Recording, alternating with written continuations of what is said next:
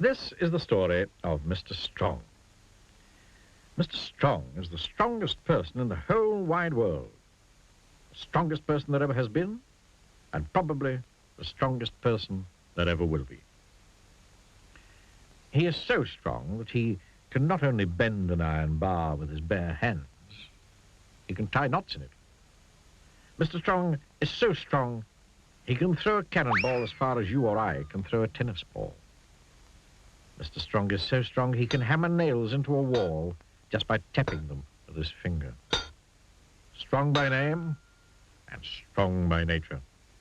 And would you like to know the secret of Mr. Strong's strength? Eggs. The more eggs Mr. Strong eats, the stronger he becomes. Stronger and stronger and stronger. Anyway, this story is about a funny thing that happened to Mr. Strong one day. That morning he was having breakfast.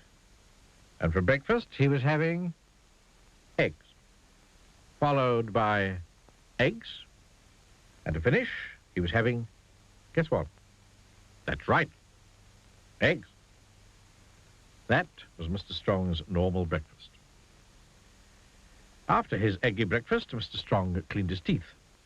And, as usual, he squeezed all the toothpaste out of the tube. And, as usual, he cleaned his teeth so hard, he broke his toothbrush. Mr. Strong gets through a lot of toothpaste and toothbrushes. After that, he decided to take a walk. Put on his hat, opened the front door of his house. What a beautiful day, he thought to himself. And stepping outside his house, he shut the front door. The door fell off its hinges. Mr. Strong gets through a lot of front doors. Then Mr. Strong went for his walk. He walked through the woods. But he wasn't looking where he was going. And walked slap bang into a huge tree. The huge tree trunk snapped, and the tree thundered to the ground. Whoops, said Mr. Strong. He walked into town. And again, not looking where he was going, he walked slap bang straight to a brick wall.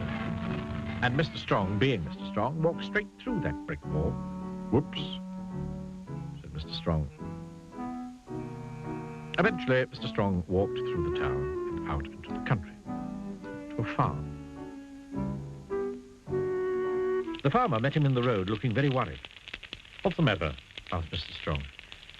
It's my cornfield. It's on fire and I can't put it out. Mr. Strong looked over the hedge and sure enough, the cornfield was blazing fiercely. Water, said Mr. Strong. We must get water to put out the fire. But I don't have enough water to put the whole field out, cried the worried farmer. And the nearest water's down to the river, and I don't have a pump. Then we'll have to find something to carry the water, replied Mr. Strong. Is that your barn? He asked, pointing to a barn in another field. Yes, I was going to put my corn in it, said the farmer. But can I use it? Asked Mr. Strong. Yes, but no buts. Come on. Mr. Strong walked over to the barn, and do you know what he did? He picked it up. He actually picked up the barn. The farmer couldn't believe his eyes. Then Mr. Strong carried the barn above his head down to the river.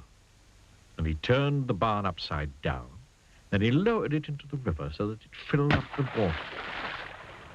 Then, and this shows how strong Mr. Strong really is, he picked it up and carried it back to the blazing cornfield.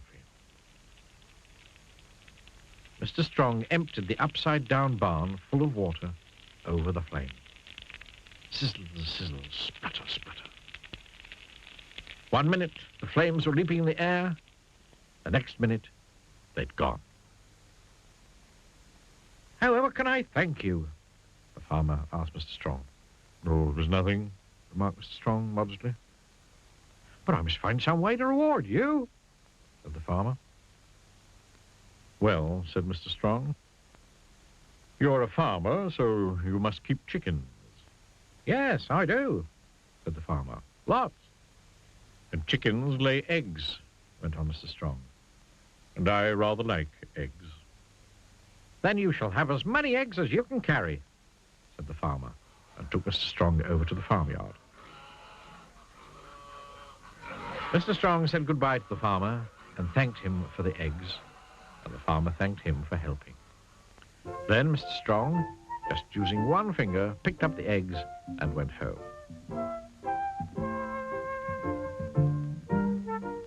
Mr. Strong put the eggs carefully down on his kitchen table and went to close the kitchen door. The door fell off its hinges.